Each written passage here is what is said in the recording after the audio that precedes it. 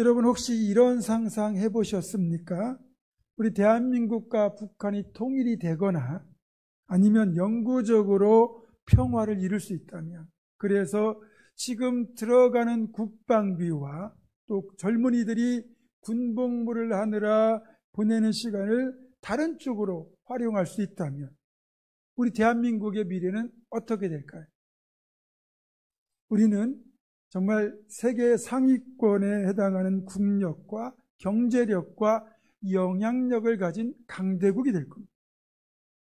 그래서 이 남과 북의 관계를 이념과 체제의 대결로만 볼 것이 아니라 이제는 이익과 공존의 기회로 봐야 됩니다.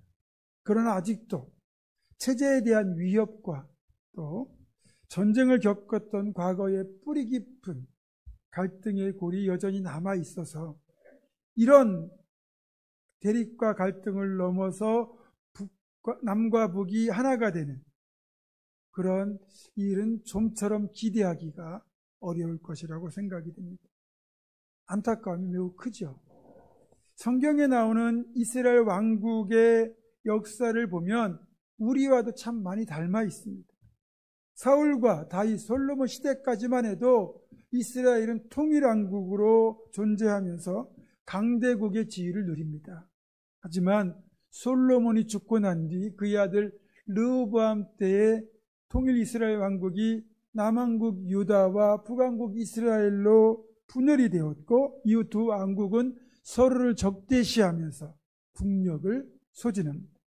이런 소모적 적대 관계로 인해서 두 왕국은 그렇게 국력을 소진하다가 이후에 130년 정도의 시차를 두고 북왕국 이스라엘이 먼저 아술에 의하여 그리고 남왕국 유다는 바벨론에 의하여 멸망함으로써 결국 역사 속에서 사라지게 됩니다. 만약에 계속 이스라엘이 하나의 왕국을 유지했다면 어쩌면 중근동 지역의 패권을 차지하는 강력한 국가로 오랫동안 존속할 수 있었을 겁니다. 이렇게 분열 이후에 늘 적대적 관계였던 남왕국과 북왕국, 이 두 왕국이 딱 한 번 여호사밧이 남왕국의 왕이었을 때 이 두 왕국이 적대적 관계를 청산하고 우호적인 관계를 가졌던 적이 있습니다. 그 계기가 남왕국의 왕 여호사밧의 아들 여호람과 또 북왕국의 왕 아합의 딸 아달랴가 그렇게 혼인을 함으로써 두 나라가 혼인을 통한 그런 우호적인 관계로 발전합니다. 물론 말씀드린 것처럼 두 왕국은 같은 민족이고 또 이웃한 나라이기 때문에 적대적 관계가 아니라 이렇게 우호적인 관계를 맺는 건 매우 바람직한 일입니다. 문제는 여호사밧의 이런 관계를 통한 외교 정책이 신앙적인 관점에서 볼 때에도 과연 바람직한 것이었느냐, 이 질문이 있다는 거죠. 여호사밧이 하나님의 뜻을 따라서 이런 결정을 내렸다면 몰라도 인간적인 판단과 세속적인 방식으로 일종의 혼인 내규와 정치적, 군사적 동맹을 맺었다면 하나님께서 이런 관계를 과연 기뻐하셨을까라는 겁니다. 그래서 오늘은 설교를 통하여 이에 대한 답을 찾아보도록 하겠습니다. 우리가 일전에 아합에 대해서는 이미 살펴보았고, 그러면 오늘 본문에 나오는 이 여호사밧이라고 하는 유다의 왕은 어떤 사람일까요? 이 여호사밧은 남왕국 유다에서 다윗 이후에 다윗을 가장 많이 닮았다고 평가받는 선한 왕 중에 하나입니다. 여호사밧은 그만큼 신앙적으로도 행실로도 하나님 마음에 합한 사람이었습니다. 그는 왕위에 오른 뒤에 선정을 펼쳤고 신앙 회복 운동을 벌여서 다윗과 솔로몬 시대에 누렸던 영적 부흥과 국가적인 부강을 다시 회복한 꽤 괜찮은 왕이었습니다.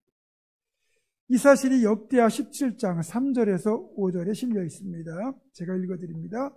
여호와께서 여호사밧과 함께 하셨으니 이는 그가 그의 조상 다윗의 처음 길로 행하여 바알들에게 구하지 아니하고 오직 그의 아버지 하나님께 구하며 그의 계명을 행하고 이스라엘의 행위를 따르지 아니하였음이라.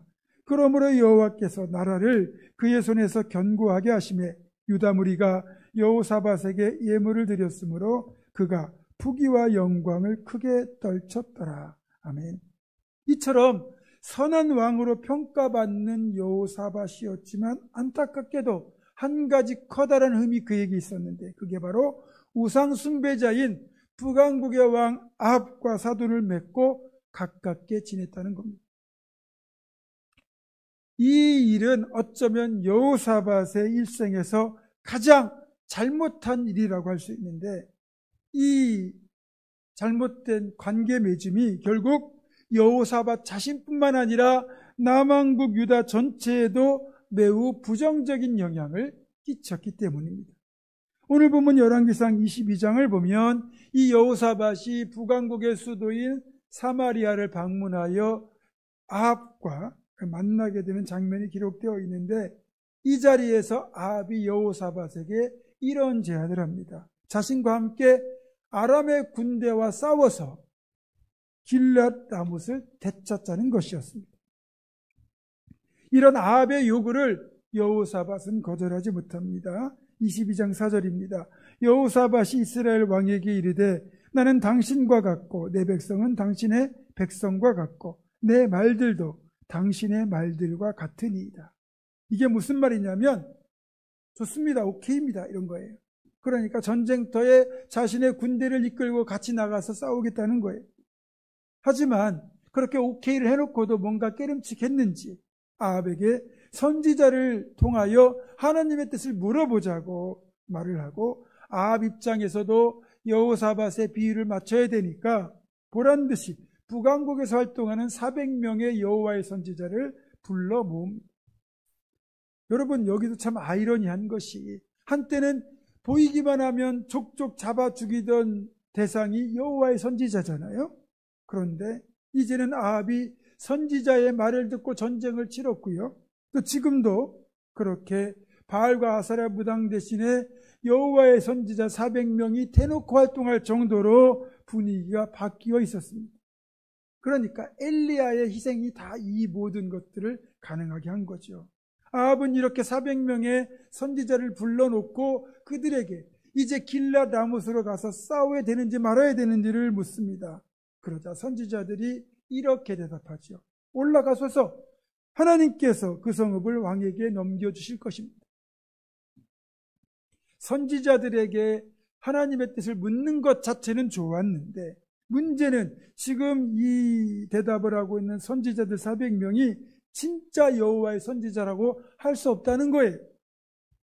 시리에 영합한 가짜들, 거짓 선지자들이었다는 겁니다. 이들은 하나같이 아합의 승리를 말하고 있었지만 그저 아합을 기쁘게 해주기 위한 아첨에 불과했고 하나님의 뜻과는 거리가 멀었습니다. 이들이 이구동성으로 승리를 말하는 것이 여호사밧은 미심쩍었습니다. 그래서 추가로 물을 만한 다른 여호와의 선지자가 없는지 아합에게 물었고 아합은 미가야라고 하는 선지자가 한 명 더 있긴 한데 그 선지자는 아합에게 늘 불길한 예언만 하기 때문에 자기가 미워한다고 그런 선지자라고 말을 합니다. 여호사밧은 그러면 안 된다고 그래도 우리가 미가야의 말도 들어보자라고 말을 하고 아합은 어쩔 수 없이 사람을 보내어 미가야를 이 자리로 데려옵니다. 두 왕과 400명의 거짓 선지자가 있는 자리에 도착한 미가야는 결론적으로 아합에게 이런 말을 합니다. 17절입니다. 내가 보니 온 이스라엘이 목자 없는 양같이 산에 흩어졌는데 여호와의 말씀이 이 무리에게 주인이 없으니 각각 평안히 자기의 집으로 돌아갈 것이니라 하셨나이다. 그러니까 하나님의 말씀을 전하는 거예요. 여기에서 목자, 주인은 이스라엘의 왕인 아합을 말하는 거고 목자가 없고 주인이 없다는 건 이 전쟁에서 이스라엘이 패하고 아합이 죽을 것이라는 말입니다. 앞에 400명의 선지자들의 예언과는 완전히 상반된 예언 아니겠습니까? 오늘 본문이 들어있는 22장에 자세한 과정이 실려 있으니까 여러분들 예배 끝나고 집으로 돌아가셔서 꼭 한번 읽어보시면 좋겠습니다. 자, 여호사밧의 문제만 보겠습니다. 자기가 다른 선지자의 말을도 들어보자고 해놓고는, 그렇죠?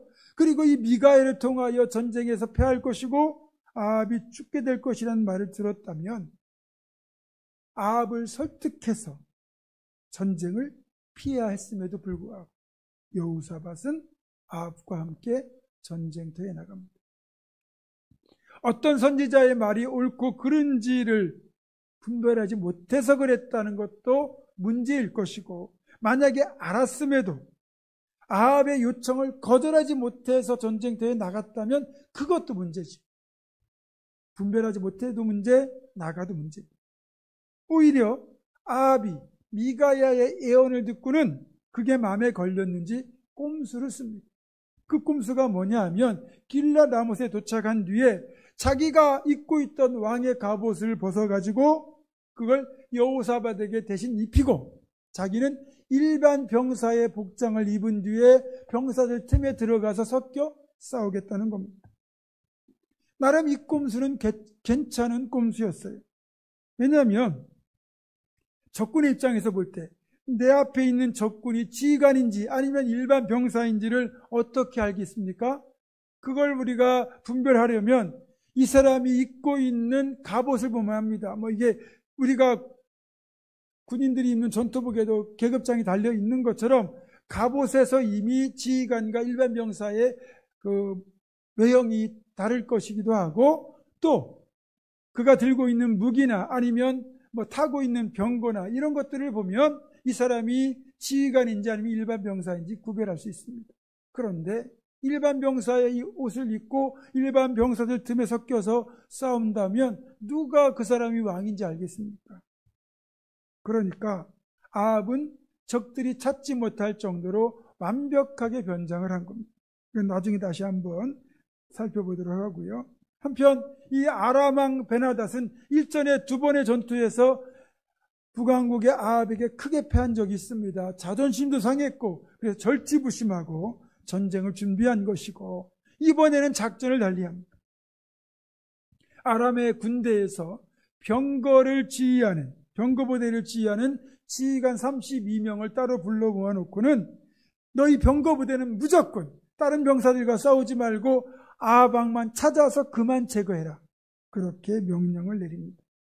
고대 전쟁에 사실 지휘관만 죽이면 전쟁에서 무조건 이기는 거거든요. 그러니까 베나닷이 이번에는 아주 머리를 잘 쓴 겁니다. 베나닷의 명령을 받고 아람의 병거부대 지휘관 32명이 병거를 몰고 오직 한 사람 아합을 찾기 시작했고, 그들의 눈에 왕의 갑옷을 입은 아합이 들어옵니다. 그리고 그 아합이 타고 있는 병거를 부지런히 추격하여 끝내 따라잡고 포위하여 이제 죽이기만 하면 됩니다. 그런데 이 사람은 사실 아합 대신에 왕의 갑옷을 입고 있는 남왕국의 왕 여호사밧이잖아요. 결국 죽기 일보 직전까지 몰린 여호사밧은 그 순간 자기는 아합이 아니라고 소리를 쳤고, 놀랍게도 그렇게 여호사밧을 포위했던 그 아람의 병거부대 지휘관 중 누군가가 이 사람이 아합이 아니라는 것을 알아챕니다. 그래서 추격을 포기하고 그리고 다시 자기들의 본대로 돌아갑니다. 하마터면 여호사밧의 목숨이 날아갈 뻔했습니다. 절체절명의 순간에 하나님께서 긍휼을 베풀지 않으셨다면, 그러니까 아람의 지휘관이 여호사밧이 아합이 아닌 것을 알게 하지 않았다면 꼼짝없이 여호사밧은 아람의 병거부대의 공격을 받아 최후를 맞았을 겁니다. 왜 이런 위기를 만난 겁니까? 그 원인은 바로 잘못 맺은 관계 때문에, 즉 가까이에서는 안 될 사람 아합을 가까이 했기 때문입니다. 그 탓에 여호사밧은 전쟁터에서 그 대가를 철저히 치러야만 했습니다. 이 전쟁에서 간신히 목숨은 건졌어요. 그리고 도망치다시피 남왕국 유다로 돌아온 여호사밧을 하나님은 선견자 예후를 보내서 강력하게 책망하셨습니다. 오늘 본문과 병행 본문인 역대하 19장 2절을 보면 이렇게 되어 있어요. 하나님의 아들 선견자 예후가 나가서 여호사밧 왕을 맞아 이르되 왕이 악한 자를 돕고 여호와를 미워하는 자를 사랑하는 것이 옳으니까 그러므로 여호와께로부터 진노하심이 왕에게 임하리이다. 하나님께서 아합을 악한 자, 여호와를 미워하는 자라고 분명히 말씀하면서 그런 사람을 돕고 심지어는 사랑했다고 책망하실 정도라면 여호사밧은 아합과 정말 친밀한 관계였다는 뜻입니다. 좀 더 깊이 들여다보면 여호사밧이 정치적으로나 외교적으로 도움이 되기 때문에 아합과 친밀하게 지낸 게 아니라 정말로 아합을 좋아하고 사랑해서 친밀하게 지냈다는 뜻입니다. 문제는 아합처럼 악한 자, 그런 자와 친밀하게 지낸다는 건 이 악한 자가 행하는 악을 방관하고 인정하는 꼴이 됩니다. 더 나아가서 그런 악에 동조할 수도 있고 동참할 수도 있기 때문에 하나님이 책망을 하신 거죠. 신약성경을 통해서도 하나님은 분명하게 말씀하고 계십니다. 고린도후서 6장 14절에서 16절입니다. 너희는 믿지 않는 자와 멍에를 함께 매지 말라. 의와 불법이 어찌 함께하며 빛과 어둠이 어찌 사귀며 그리스도와 벨리알이 어찌 조화되며 믿는 자와 믿지 않는 자가 어찌 상관하며 하나님의 성전과 우상이 어찌 일치가 되리요. 우리는 살아계신 하나님의 성전이라. 아멘.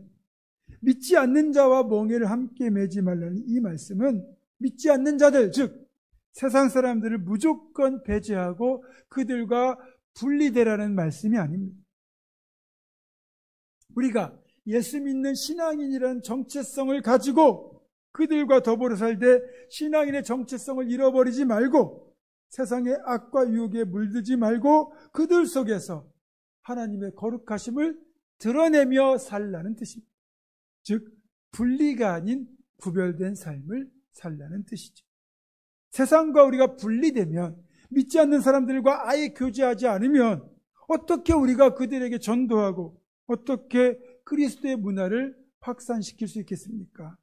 더불어 살되 거룩하게 구별될 때 삶을 통한 관계 전도가 되는 거죠.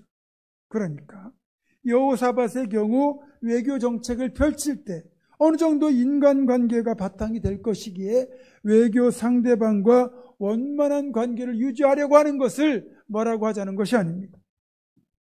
세상에서는 이런 방법이 통할 수 있습니다.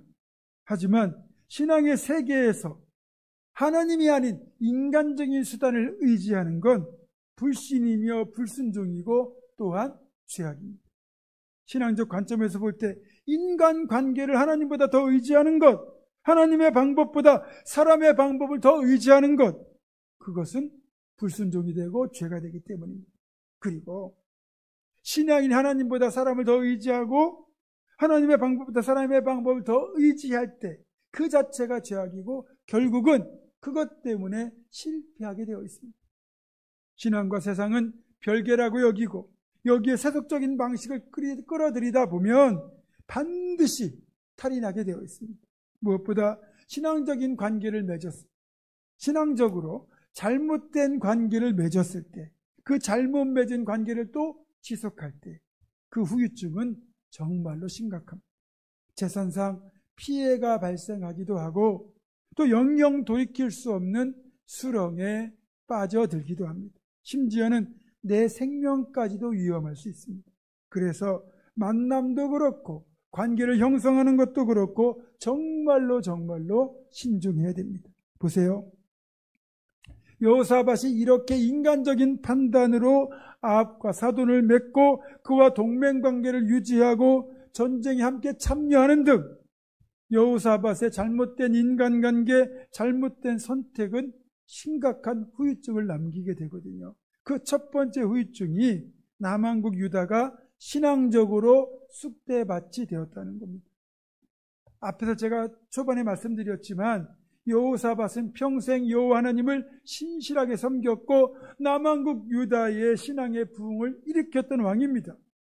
그렇게 자신이 힘써 일으켜 세웠던 여호와 신앙을 그의 며느리 아달랴가 일순간에 무너뜨렸습니다. 혼사를 통하여 여호사밧이 그 북왕국 아합의 딸 아달랴를 며느리로 맞아들이잖아요. 이 아달랴의 어머니가 누굽니까? 이세벨입니다. 다른 어머니를 많이 닮잖아요. 여호사밧의 며느리가 된 이 아합의 딸, 이세벨의 딸 아달랴가 여호사밧이 살아있을 때는 발톱을 숨기고 있다가 여호사밧이 죽고 자기 남편 여호람이 왕위에 오르게 되자 마치 때를 기다렸다는 듯이 숨겨놓았던 발톱을 드러내고, 그리고는 북왕국에서 섬기던 바알과 아사랴 우상을 남왕국 유다에 퍼뜨립니다. 남왕국 유다가 이때만큼 타락했던 적도 없습니다. 세우기는 어려워도 무너뜨리기 쉬운 것이 바로 신앙입니다. 아달랴에 의해서 변질된 여호와 신앙은 이후에는 온전히 회복되지 못했습니다. 요아스나 히스기야, 요시야 때 어느 정도 신앙 회복 운동이 일어나긴 했지만 이미 아달랴에 의해서 무너진 여호와 신앙의 그 변질된 것 때문에 결국 이 우상은 사라지지 않고 끝내 암세포처럼 남왕국 유다를 병들게 만들었고, 결국 이것 때문에 남왕국 유다가 멸망하게 되거든요. 이 정도로 후유증이 심각합니다. 두 번째 후유증은 여호사밧 그 집안까지 완전히 멸족될 위기를 만났다는 겁니다. 하나님께서 북왕국 아합의 집을 심판하는 도구로 선택된 사람이 예후라고 하는 북왕국의 장군이었는데, 이 예후에 의해서 아합과 그의 집안이 완전히 멸족되는 심판을 받아요. 그 과정에서 남왕국의 왕이었던 아달랴의 아들 아하시야까지, 그러니까 여호사밧의 아들이 여호람이고 그 아들이 아하시야인데, 여호람도 죽고 아하시야도 예후에 의해서 죽임을 당해요. 자, 그렇게 남편도 죽고 아들까지 죽자 아달랴가 남왕국 유다에 남아있는 다윗 왕가의 직계혈통 여호사밧의 아들들과 손자들까지 다 죽이고 스스로 여왕의 자리에 올라서 폭정을 행합니다. 나중에 이 아달랴는 대제사장 여호야다에 의해서 제거되기는 하지만 이 여호사밧의 잘못된 선택, 인간관계 맺음이 결국 자신도 죽을 위기를 만나고 집안이 완전히 망하고 왕국이 위기에 빠지고 신앙이 무너지고 국력이 점점 쇠해지고 결국 왕국이 멸망하는 후유증으로 이어졌다는 겁니다. 잘못된 인간관계가 이처럼 무섭습니다. 물론 우리가 완벽할 수는 없습니다. 모든 면에서 다 잘할 수는 없지요. 그렇지만 적어도 사람과의 사귐, 교제에는 정말로 신중해야 됩니다. 사람을 가려서 내 마음에 드는 사람, 나에게 이익이 되는 사람과만 사귀라는 뜻이 아닙니다.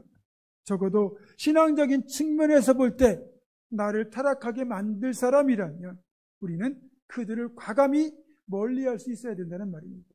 솔직히 그까짓 돈쯤이야 눈 딱 감고 포기할 수 있고요. 뭔가에 대한 욕심도 굳게 결심하면 끊을 수 있습니다. 하지만 사람과의 관계는 한번 맺었다 하면 좀처럼 끊기가 힘듭니다. 처음부터 아예 교제를 시작하지 않았다면 몰라도 관계를 맺은 뒤에는 끊기가 좀처럼 어렵습니다. 그래서 관계 맺음은 처음부터 신중해야 됩니다. 결론적으로 여호사밧이 악인인 아합과 지나치게 가깝게 맺었던 그 관계가 결국 여호사밧을 죽음의 위기로 몰았고 가문과 왕국에 심각한 악영향을 미쳤습니다. 아합과 친밀한 관계를 맺고 우상숭배자의 딸을 며느리 삼았던 그의 선택이 이런 결과를 가져올 줄을 여호사밧 자신이 알았을까요? 알았다면 이러지는 않았겠죠. 그래서 분별력이 더욱더 필요합니다. 여러분, 만남에서 시작되는 관계는요, 우리의 운명을 바꾸어 놓을 수 있는 정말 중요한 요소입니다. 사람을 잘못 사귀면 몸도 마음도 심지어는 영혼까지도 망할 수 있기 때문에 만남은 정말로 신중해야 됩니다. 친구 따라 강남 간다는 속담처럼 내가 사귀고 관계를 맺는 그 사람이 결국은 내 인생을 결정합니다. 내가 내 인생을 결정하는 게 아니라 내가 맺는 관계가 내 인생을 결정하게 되는 거죠. 자, 그렇다면 우리는 서로에게 복이 되어 주어야 할 사람, 함께 인격적으로 성장해 갈 수 있는 사람, 함께 신앙적으로 성장할 수 있는 그런 사람들과 관계를 맺고 교제를 해야 됩니다. 특히 복음을 전하는 만남을 통해서 어떤 이는 구원과 천국과 영생을 얻게 되지만 사이비, 이단, 사기꾼을 만나면 이 땅에서의 인생도 망가질 뿐만 아니라 영원히 지옥불에 던져지는 불행한 결과를 빚게 됩니다. 따라서 우리는 관계 맺음을 위하여 정말로 신중하게 기도하고 접근해야 됩니다. 좋은 배우자, 좋은 성도, 좋은 교회는 이미 만나게 하셨으니까 감사하셔야 되고 앞으로 맺게 될 또 다른 관계를 위해서는 계속 기도하셔야 됩니다. 그리고 우리가 맺고 있는 이 관계가 계속하여 복된 관계가 될 수 있도록 노력도 하셔야 됩니다. 하나님께서 우리가 복된 관계를 맺도록 은혜를 베푸시고 또 나와 관계를 맺는 모든 이들에게 복된 만남이 되어주는 진정한 축복의 통로로 살아가는 우리 모두가 되기를 주님의 이름으로 축원합니다. 기도하겠습니다. 선하신 하나님, 우리가 맺고 있는 여러 관계 중에 잘못된 관계가 있다면 이제라도 단호하게 끊을 수 있게 해주시고 선하고 복된 관계 맺음을 통해서 우리의 신앙과 인격이 함께 성장하기를 소망합니다. 또한 앞으로 맺게 되는 관계가 모두 복된 관계가 될 수 있도록 은혜로 인도하여 주시옵소서. 주 예수 그리스도의 이름으로 기도드립니다. 아멘.